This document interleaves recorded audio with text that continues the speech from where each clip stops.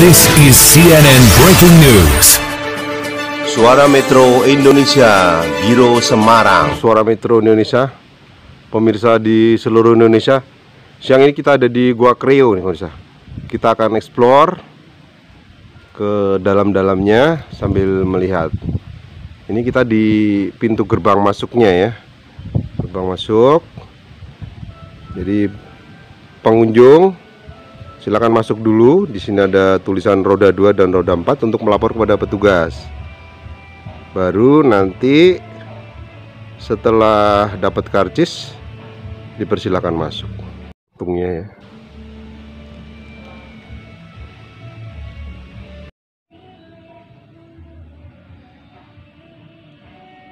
Jadi kita masih ada di Gua Kreo nih pemirsa. Gua Kreo nih. Kita akan mencoba masuk ya. Masuk. Indonesia Metro siang. Metro Indonesia ini ada di Gua Kreo nih.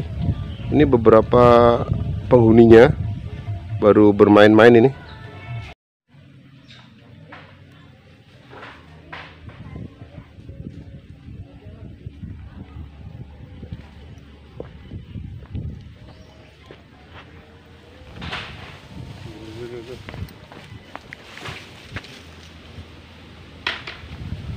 Nakal kayu gitu loh, masih nakal mau 3 pentok. Ayo, shooting.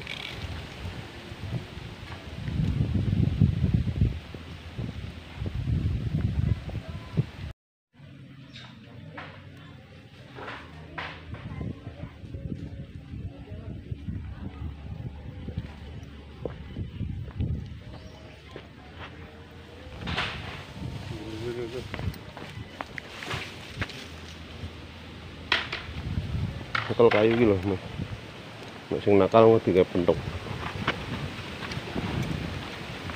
Ayo, shooting.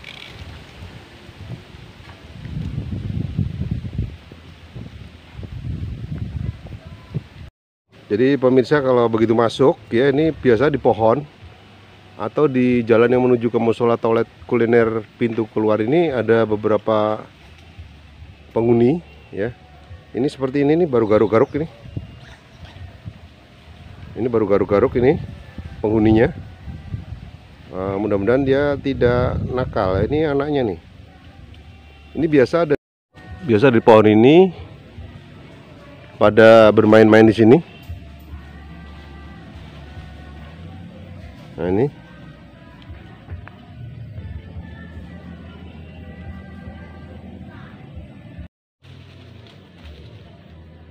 Ini baru pada beraksi ini di pohon. Itu ada yang baru bercanda. Ini juga baru bercanda. Ini yang menuju ke dalam.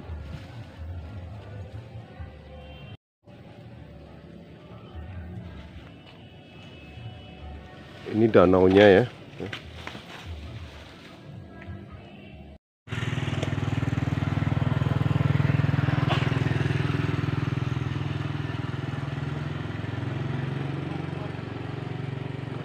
Selamat siang pemirsa di seluruh Indonesia. Metro Indonesia ada di Gua Kreo. Jadi siang ini kita akan bincang-bincang dengan beliau, juru kunci, sekalian juga mungkin karyawan di Gua Kreo ini. Selamat siang Pak. Selamat siang. Untuk namanya cuma jenengan siapa Pak? Untuk nama saya yang biasa orang sini Danu Kasno. Panggil aja Pak Danu ya Pak ya? Iya Pak Danu, ya, ada yang manggil Pak Kasno, ada yang manggil Mbah No. Mbah No, ya, Mbah No bagus ya. Pakai Mbah No aja ya. Jadi gini Pak, Mbah No, saya dari Suara Metro Indonesia ingin mengeksplor apa-apa yang ada di sini Pak. Terutama memang masalah kearifan lokal Pak ya. Kearifan lokal, kemudian nguri-nguri budaya Jawa. Kemudian nanti ada legenda, kemudian nanti mungkin ada sejarah-sejarah yang lain seperti Kampung Aqua Pink ya. aquaponik, kemudian yang ketiga itu tadi dari RW 3 itu budaya Pak ya. Itu yang kedua tadi berarti RW 2 nanti masalah nyadran makom. Kemudian RW 1 nanti ada nyadran kali sendang ya. Nah, mungkin nanti yang terakhir bisa masalah-masalah wisata perahu Pak. Mungkin bisa Mbah Kasno, Mas apa? Mbah No ya. Tadi Mbah No mungkin bisa cerita dari kearifan lokal dulu Mbah Kasno. Oh ya, selamat siang ya. Selamat siang kepada bapak-bapak ataupun pemirsa. Betul, nih, pemirsa di seluruh Indonesia nih. Di seluruh Indonesia. Nih. Sebelumnya mohon maaf ya karena saya di sini ya, kata orang-orang ini diwakilkan untuk juru kunci apa itu kata-kata orang ya.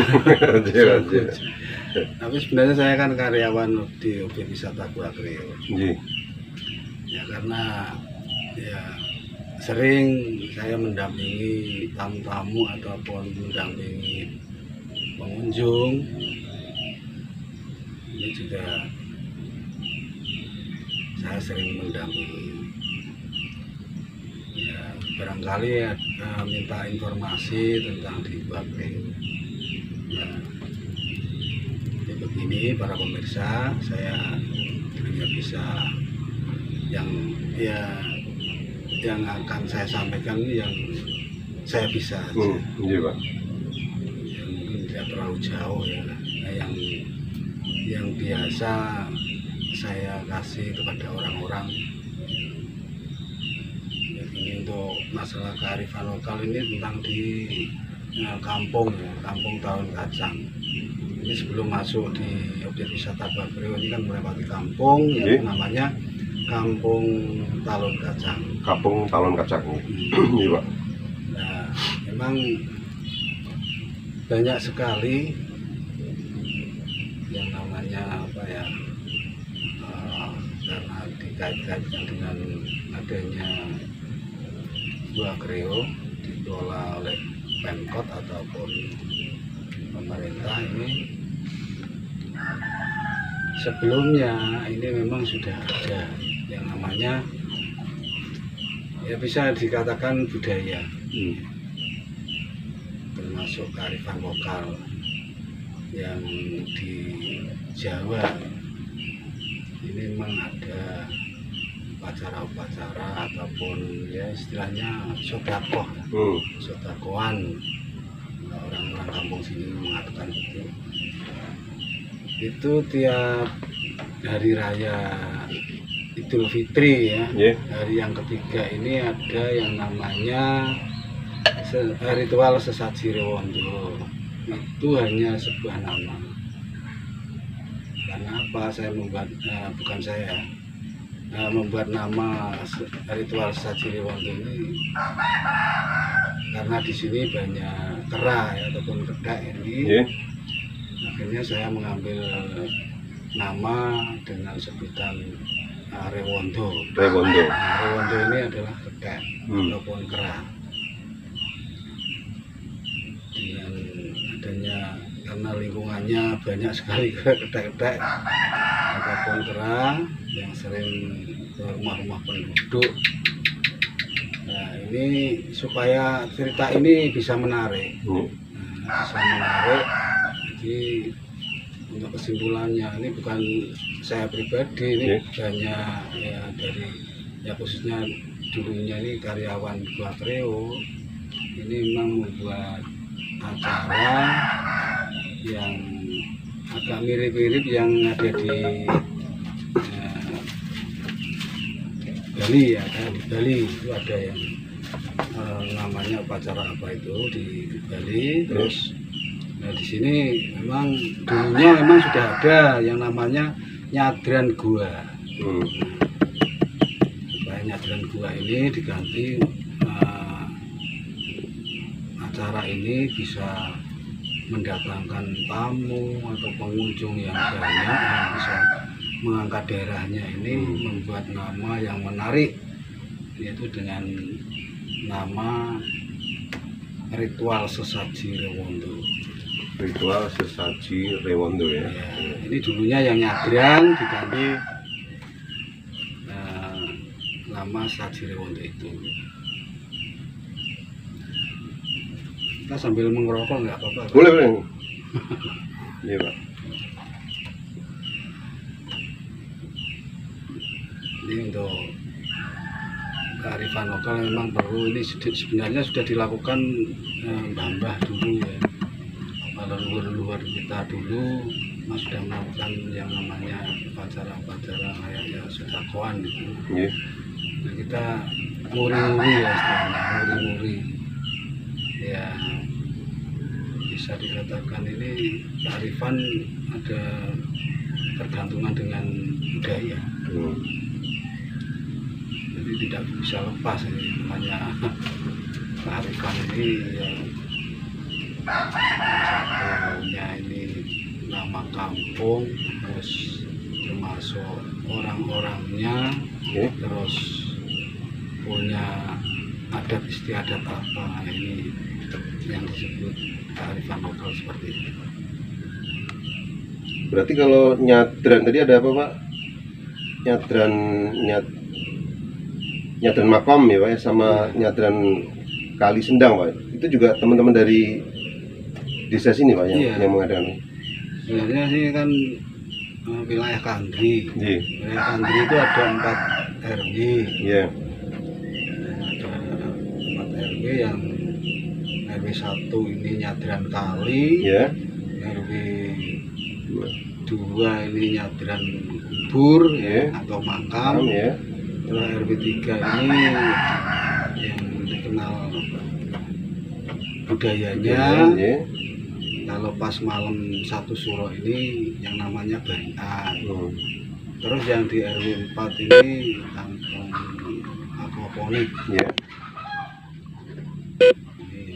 Yang saya tahu seperti itu. Kalau masalah untuk ceritanya ini kan nanti monggo silakan ketemu Pak RW-nya yang di sana. Di sana. Ya. Tapi saya adanya yang di kampung sini. Jadi untuk antara kampung dengan masyarakat kampung Talun Kacang dengan Gua Kreo ini memang selalu kerjasama, selalu ya, karena sebelum dikelola Gua Kreo ini yang adanya Nyadran Gua ini yang orang-orang kampung sini yang adakan ya. Untuk wisata perahu itu gimana, Pak? Juga dari teman-teman RW, Pak ya? Iya, kalau wisata perahu ini dikelola oleh kelompok Pok Darwis. Pok Darwis Sukomakmur. Iya. Itu yang di kelompok perahu sana, di wisata perahu. Itu sebenarnya orang-orang kampung sini, orang kampung Talun Kacang. Talun Kacang. Ya, ini juga warga kami. Itu kan membuat ya dulunya kan lahan pertaniannya, sawah, ladang ini kan tenggelam ya karena adanya waduk Jatibaran. Nah, istilahnya alih profesi. Alih profesi ini ada yang menjadi supir perahu. Terus ada yang jualan, ada tukang parkir, macam-macam. Terus ada yang UMKM-nya ini membuka lapangan kerja, ada yang secara online lah, seperti itu. Cut dulu, Mas.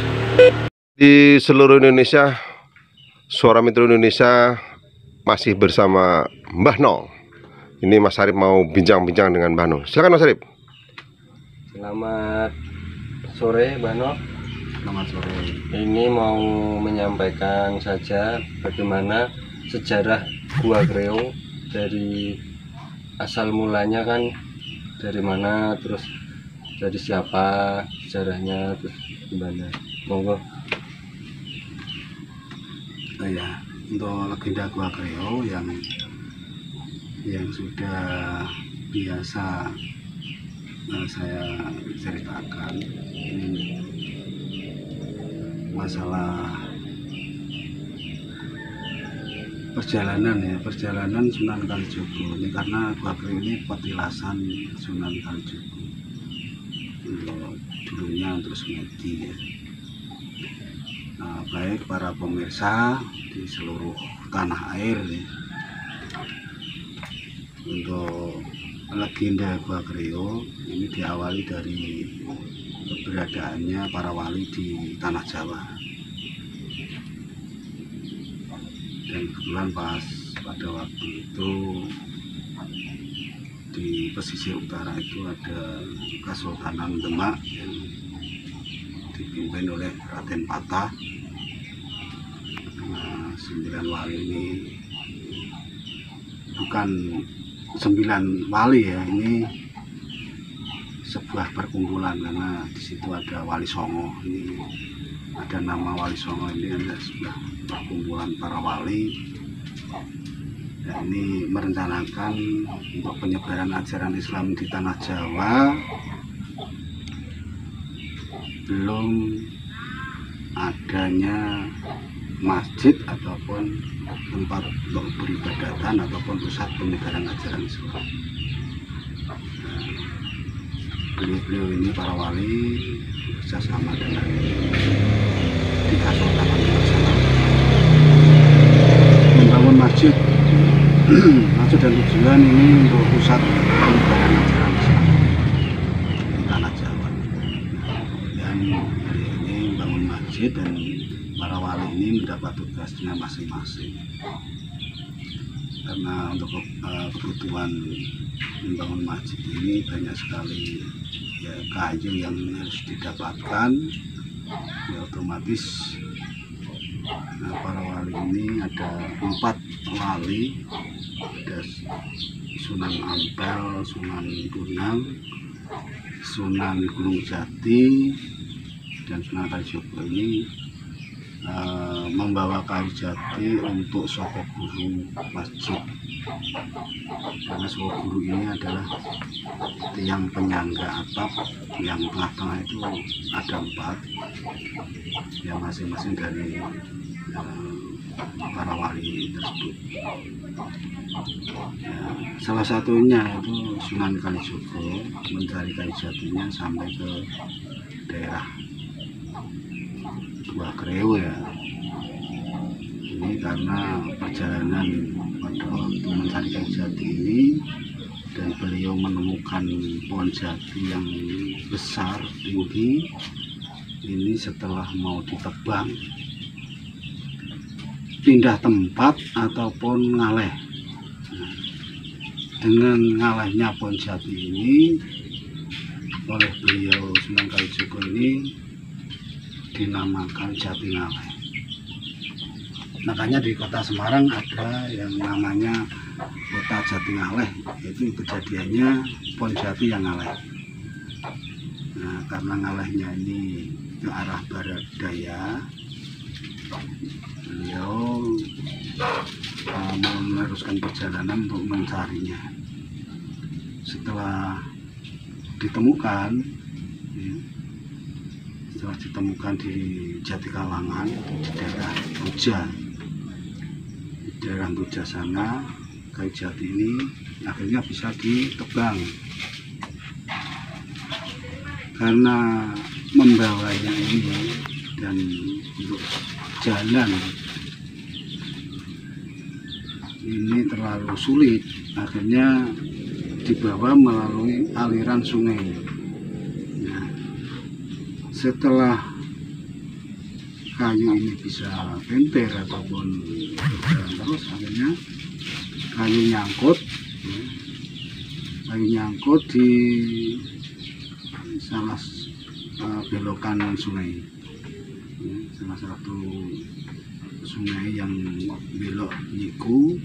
Akhirnya kayu yang panjang ini nyangkut, namanya Kedung Curug di sana. Nah, setelah nyangkut sudah diupayakan oleh Sunan Kalijogo beserta pengikutnya, ini tidak mendapatkan hasil. Bisa, nah, akhirnya karena merasa lelah dan dengan keadaan waktu masih tengah malam, beliau melakukan ritual atau semedi di dalam gua. Dan kebetulan di sana ada sebuah gua. Di dalam semedinya, beliau ini dapat petunjuk, istilahnya. Beliau ini sebenarnya kalau orang Jawa ya ada tatanan yang harus melakukan ritual selamatan. Sampai sekarang pun kalau misalkan punya hajat apapun di khususnya orang-orang Jawa ini harus melakukan selamatan, hanya sodakoan dengan wujudnya selamatan. Setelah beliau selesai semedi, melakukan apa yang bekal dibawa oleh para pengikutnya. Di atas sana naik ke puncak, di sana sampai sekarang pun ada yang namanya Batu Tenger di atas sana.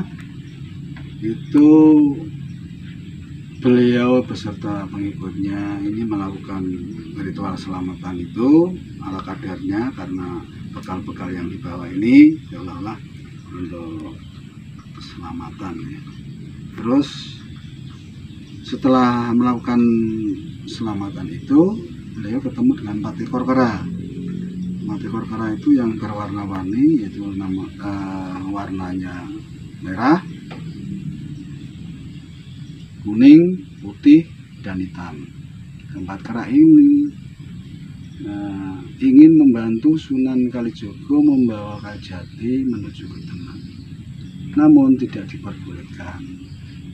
Istilahnya, beliau ngomong dengan empat ekor kera itu supaya ngreho gua dan kali. Karena apa? Ya, disuruh ngreho dengan ya, karena yang cerita ini menyebar di masyarakat dengan turun temurun, akhirnya menjadi kreo. Dari kata reho menjadi kreo. Makanya di sini ada gua kreo, ini berasal dari kata gua dan reho. Gua yang dijaga oleh sekawanan kera, sedangkan kayu jati ini akhirnya dipotong menjadi dua bagian. Yang bagian bawah masih di gedung Curug sana, yang bagian atas dibawa sampai ke Demak. Dan akhirnya kayu yang dari Sunan Kalijogo ini ukurannya kurang, kemudian disambung dengan tatal ataupun sisa-sisa kayu itu sampai berdirinya masjid. Nah, ini sekilas cerita legenda Gua Kreo. Namun sebenarnya untuk perjalanan Sunan Kalijogo pada waktu mencari Kalijati untuk sosok guru masjid. Semarang, Gunung Pati Semarang. Baik pemirsa Suara Metro Indonesia, kita baru saja mengeksplor dan sudah wawancara juga dengan para pengurus ahli juru kunci juga. Semoga bermanfaat untuk pemirsa di seluruh Indonesia. Gimana Mas Arif untuk lokasi tadi Mas? Lokasi sangat bagus, cocok untuk pariwisata yang mencintai budaya Indonesia, gitu ya? Khususnya di Semarang ini Gunung Pati. Iya, iya. Sangat ya, kalau bagi pelukis nanti banyak ide-ide kreatif yang muncul sendirilah. Jadi ya, tadi di dalam tadi ada monyet juga ya? Ya betul. Ya. Baik pemirsa, jangan lupa subscribe and share, bagikan ke teman-teman agar kita bisa membuat video-video di lokasi-lokasi wisata religi, kemudian di tempat-tempat yang bersejarah. Terima kasih pemirsa di seluruh Indonesia yang sudah subscribe. Assalamualaikum warahmatullahi wabarakatuh.